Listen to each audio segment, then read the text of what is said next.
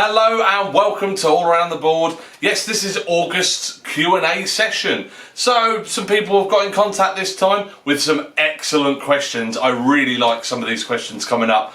If you haven't had a chance yet, go back and check July. And if you've got any questions for September, please comment below and I'll answer as many as I can.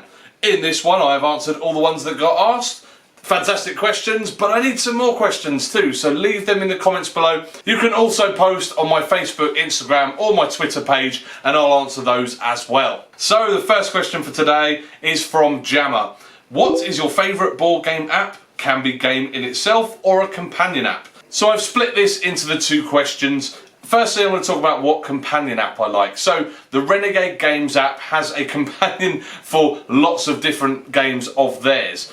Mostly I play it for Fuse, Clank and Clake in Space. For Fuse it is simply just a timer, but it looks awesome on the table. As you can see, I'm showing you now. This is the timer that you will use while playing Fuse, and it also has some cool narratives with a lady who will speak to you as you play. It's a really nice addition to the game. But I also enjoy it mostly for the Clank. So there are some multiplayer variants in there and a solo for the Clank base game. This app will take you through everything you need to do. It's really self-explanatory. You just have to set the game up as normal and follow what the app does. But mostly I like it for the Clank in Space companion app because on there you've got a solo campaign. So it's not just a solo variant, it's an actual campaign that you can follow like a story. It's fantastic. I haven't finished the whole thing, but I have started it and it's really cool. But then if we're going to talk about a board game adaptation into an app, then it has to be Potion Explosion. Mostly because Potion Explosion as a normal game, I do own it, but I believe that it would actually work better as a video game. You know, sort of like that Bejeweled type of game, maybe that Candy Crush feeling to it. It just felt like when I played the base game that it needed to be an app instead, and they actually released an app. So yes, I have that, and I believe that that's probably the best board game adaptation because it just naturally feels better as a mobile game app. However, I do love the board game version just as much. And another question from Gemma, best and worst Kickstarter experience, if any? That's quite a tricky one because I don't really kickstart games at all. I've kickstarted 4 and only 2 have been successful. The reason for this is 9 times out of 10 when there is a Kickstarter I'm interested in, I don't have the money for it. Or it's not around payday. Second reason why I don't really kickstart games is that massive wait and a bit of risk if you're actually going to get the game at all. I've seen many horror stories on the Facebook pages where people have not received the game that they've waited years and years and years for. I'm not prepared to be in that situation, to be honest, if I'm spending a lot of money that I don't really have in the first place. But the biggest reason why I don't kickstart games is because if I'm going to drop £50–60 on a game, I want to know I'm going to like it. I have seen friends of mine who have kickstarted a game, spent hundreds of pounds on the game to get everything all in, and the game has been dire. And then they've tried to flog it. Everybody else has found out that it's been dire, and then, yeah, nobody wants to buy that game. But for me, if I'm going to drop that kind of money on a game, I really do want to know if I'm going to like it. Most of the games I do buy, I either try them at board game cafes, I try them at conventions, I get demos from people when I'm at conventions. It might be a game that somebody else owns and they've taught me, or it could be an expansion to a game that I already like. That's most of the reason why I buy games. I really don't like Kickstarter. Anyway, you asked for the best and worst experience. Well, the best experience was getting the 2 games that I did back, Solar Storm and SSO. Both of those games were games I had played at conventions before backing. And my worst experience? Well, it's not their fault, but it was the 2 games that I backed that didn't fund. One didn't fund and one's cancelled and is going to be relaunched very soon. But it was a shame to see both of those games either not fund or have to be rescheduled because they're both games I was really looking forward to. A question from Gareth. How has becoming a gaming family changed how you view and purchase games? Do you find yourself wanting games for you and your partner to play just between you? Just as much as those that include the Tiddler. So I'm guessing from what you've asked here is, how has my sort of taste changed since gaming as a family? Well, I used to play 40k, I used to play Magic the Gathering, but that was just me. I was really the gamer. My partner and Jess, my daughter, weren't really the gamers. In fact, when I was playing Magic the Gathering and Warhammer, Jess was not born to very young and not playing games really. As she grew up a little bit, I tried to introduce her to Magic, but again, it's a lot of reading. She wasn't at the age to do that. But Jade was not a gamer at all. It wasn't until I played Pandemic and Mansions of Madness that I actually realised that modern board games were really cool. And yeah, these were wicked, and I needed to buy these games. So I did. I bought them and I showed them to Jade, and it was from there that we got hooked onto modern games. So Jade really got into games after I'd finished with 40k and Magic. What I had done was I started to sell my Magic collection and sell my 40k collection to start buying some of the games that you can see, plus many, many more that have been and gone since. But in terms of including Jess, a lot of games that we were getting into at the time, such as Camelot and Pandemic, these were gateway games that we could play as a family. We tried Jess when she was a little bit younger, maybe about 4 or 5 years old, on the games such as Carcassonne. She really did enjoy that kind of game. We also got some quick 5-10 minute dexterity games such as Junkart, and we kind of introduced her that way. But what we found with these modern games that were really quick and easy that Jess could also play as gateway games, they were enjoyable as adults as well. The biggest example I think would be Splendor and probably Azul as well. Those types of games were easy enough for Jess to learn, and there wasn't a lot of strategy, but there was enough strategy for adults to enjoy it as well.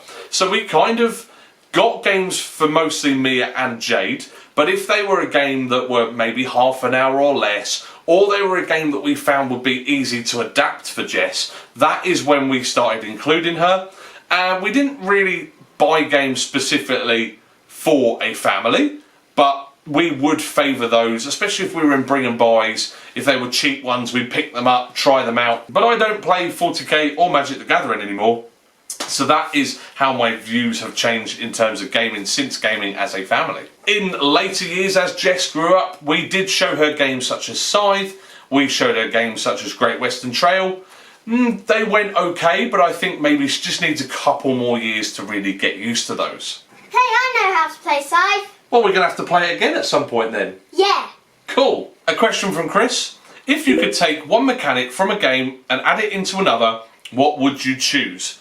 So for a while now, I really would like to see the mechanic in Crisis in other games. If you haven't played Crisis, what it is a semi-cooperative game where you are trying to keep the economy afloat, but there is only one winner at the end of the game, because the person with the most points, as long as the economy doesn't crash, is the winner. Now what you have each turn is almost a target. So every round there is a target amount of points that players need to reach, and it's based on an average. So say for example one player's doing really good but one player's doing really bad. It could be the player that's doing really bad that is dragging the whole play group down.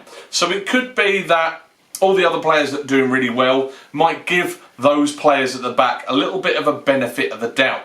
It is in everybody's best interest to keep the economy stable before you start that competitive side. I really like the idea of getting a target score to hit each round, and I'd love to see that in more games. The game I'd like to see that mechanic stuck onto would actually be Great Western Trail. Great Western Trail is a fine game as it is. I really enjoy that game. But what I do have an issue with is, if you're playing especially with 2 players, if you have a player that sort of runs ahead on the trail, the game experience is better the longer the game goes on, so you get more of your engine running. If you have that one person that runs away, it speeds the game up, you don't get as much done. So if you had some kind of semi-cooperative scoring or certain targets that you have to hit so that all players can really get their engine going, that would be really cool. I'm not saying that needs to happen because Great Western Trail is designed fine, but it would just be really good to see those games, especially if they've got a shorter play length, depending on how players play. I'd like to see maybe that semi-cooperative added onto. That was a really tricky question. Another game I'd like to see is a Scythe Legacy. Yes, I know there is Rise of Fenris, but it's not really a legacy game. It's replayable, that is the benefit, but it's not No, it's not a legacy game. It's fantastic. Don't get me wrong. But I just would like a Scythe legacy. One where you can adjust the board. You can adjust your players a little bit more. Maybe give more abilities. I won't talk too much about Rise of Fenris because I don't want to give spoilers. But it's not a legacy game. And I would just love to see Scythe as a legacy game. A proper legacy game. A question from Philip. Do you think parents tend to underestimate the ability of children to understand complicated games? What is the most complicated game that Jess has played well? I'm going to answer the second bit first. So Clank Legacy is a game that Jess has picked up really well and done really well in. Clank Legacy is a massive twist on the base game. However, things change on the board as you go. Extra rules are added as you play. It's a far more complex version of Clank. There's a lot to take in, and we included Jess because she was interested. She liked Clank, so we said we'd include her. We didn't expect her to play as well as she did. Without any spoilers, I've won just as many games as Jess has, and Jess has won way more games than Jade has. So actually, yeah, she's playing that really, really well. But back to the, do parents underestimate the ability of their children? Now, I don't want any hate on this, please. I don't mean this in a horrible way, but parents absolutely do underestimate their children when it comes to games. The amount of events I've done, especially if they're family-friendly events that aren't game-related, but I've been to, parents look at the game, they judge that it's too complicated, and they don't even give their children a chance. Some of these games are games that I've played with Jess from 4 or 5 years old. Now, I know that some children may have learning difficulties. There are children that are further ahead than others, but there are a lot of games, a lot of games, where a lot of parents really do just write those games off straight away for their children. And it's mostly because they don't understand the game. It's not about the children at this point. If the parents think they won't understand the game, they presume that their child will not like the game. So I'm going to give you an example of how parents or adults can actually manipulate children's minds to think that they cannot achieve a certain game. So I'm not going to name the event nor the game because they may find out through this video, and I don't want to upset anybody. I got the game out, I set it up. The adult that was with the child went, cool, that looks complicated. I wouldn't know how to play that. That looks really hard. Automatically, the child looked at the parent, looked at the game, looked at me, and said, I don't think I'm going to understand this. It was one of the easiest games that I have in my collection. Again, I'm not going to say which game, but the point of the story is the fact that because the parent said it looked complicated, said it looked hard, it put the child off straight away. It was a game that, definitely in my opinion, a child could play. I'd also played it with other children at other events, and I have played it with my own daughter. So if you are a parent, if you're going to try games, try the game with them and then see if they get it or not. If they don't get it, fair enough, but please, parents, do not underestimate your children. They will probably understand more than you realise. That got a little bit deep. Okay, this question is a really tough one. So I'm sorry that I'm probably not going to answer it in the way that you were after, but it's a really good discussion point nonetheless. This is a question from Adrian. Darius, I would like a Q&A session around how board gaming tastes have changed since the 1970s. A whole Q&A session? Back then it was hex-based games that ruled the day, and games that took anything from several hours to literally months to play if playing a weekly session. Now it seems people want games that play to 2 hours or less, ideally an hour. I think I have some answers, but I'd like to know other people's opinions. I'd like to start that off and say I was born in 1990. So I honestly don't know what the gaming scene was like in 1970. I know I don't even look 30, do I? No, I look 50. But I don't really know what gaming in the 1970s was like. I never experienced it. I never really looked into older games. I am really a modern gamer. I know that's shock horror, but that is what I am as a gamer. I really do like modern games. There are some classics I like, but they're more the abstract classics rather than these hex-based games that you're talking about. I'm not sure which ones. Not that I'm saying I wouldn't like to give them a go, because I like to try most games as long as they're interesting. In terms of the length of time, I used to play 40k, which is a game that used to rule the day. The only issue is I could only play it once every 6 months. So it required myself and my buddies to be off at the same time. With lots of jobs nowadays, with shift patterns, especially at the time when I was playing 40k, I was working all sorts of shifts. I didn't have weekends free. I didn't have any time free at the same time as my friends. It was really difficult to get a game of 40k in. And it was more the time as well, because there were a lot of evenings that we had, but we didn't have free days. But we knew that we needed to have an entire day to play a game. Also, a lot of us have families, and that's really hard to play day games when you've also got a family. So obviously when my daughter came along and then she went to school, the weekends when I did finally get them off, I spent with her rather than playing day-long games. So that's personally my reason, and probably a lot of other people's reasoning for not doing day games. But I think overall, people's lives are busier nowadays. People are having to work more hours. They do longer hours at work. They leave early, they get in late. I just don't think people have the time or effort to play those long games. Some people do, and that's great, but a lot of people, especially people I know from the club, I don't really know anybody that probably has enough time to do full day games. We even struggle to get Escape from Colditz in for an evening. If we have an evening of friends when we used to do Wednesdays, before it was COVID, it would be a real struggle to get even a 4-hour game of that in. And most of the times we would actually avoid playing Colditz just because we didn't have the time to do it. Also thinking about the types of spaces people can use. So if you go to a board game club, most board game clubs are an evening thing. They only run for about 4 or 5 hours, so that can be an issue. If you're looking at board game cafes, the majority of board game cafes only give you a 3-hour limit. So again, that's another reason why it's really hard to get those long games in. And then conventions. That's the other place that a lot of people play games nowadays. And there's so much to do that maybe people don't want to spend a whole day at a convention playing a 6, 7, 8 hour long game. But yeah, I think you're right, game tastes have changed, but also so has game design. So game design is making games slicker, faster, more streamlined. I mean, I'm not an expert on that field either, but I just think that there's a lot of factors there that really kind of means that people don't play day-long games anymore. A question from Andrew. What's the best game you've played that you don't own? I feel like you've asked that knowing the answer already. Of course it's Dynagenics. I borrowed this off of you, Andrew, and you know full well that I absolutely love this game. I've done a few videos on Dynagenics. I have borrowed it from you. Very kindly you've lent it to me. And it is honestly one of my favourite games to date that I don't own. I don't know if I'm ever going to own it.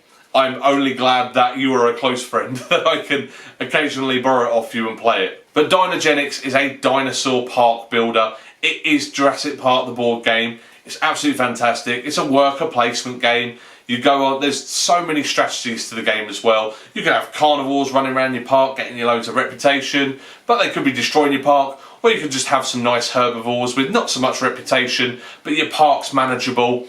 There's lots of different variations in that game, and I really love the expansion for Dynagenics that's just come out as well.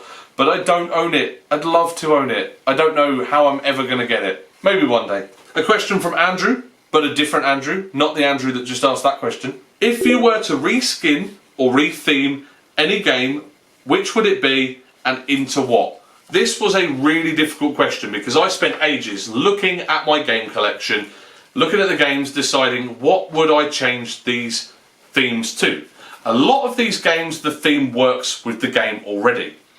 But after a lot of thought, I actually thought about viticulture, because it's probably, out of all my games, it's one of my favourite games with the most boring thing. Winemaking, vineyards, I'm really not interested in that theme whatsoever. The game is fantastic, but I'm not bothered about wine at all. I was thinking maybe you could change it instead of winemaking. What about a bakery or a sushi restaurant or something more interesting that's still food and drink related, but just not wine? Unless you get to drink the wine, then don't change the theme. The other game I'm thinking that could do with a little reskin is Dinosaur Island.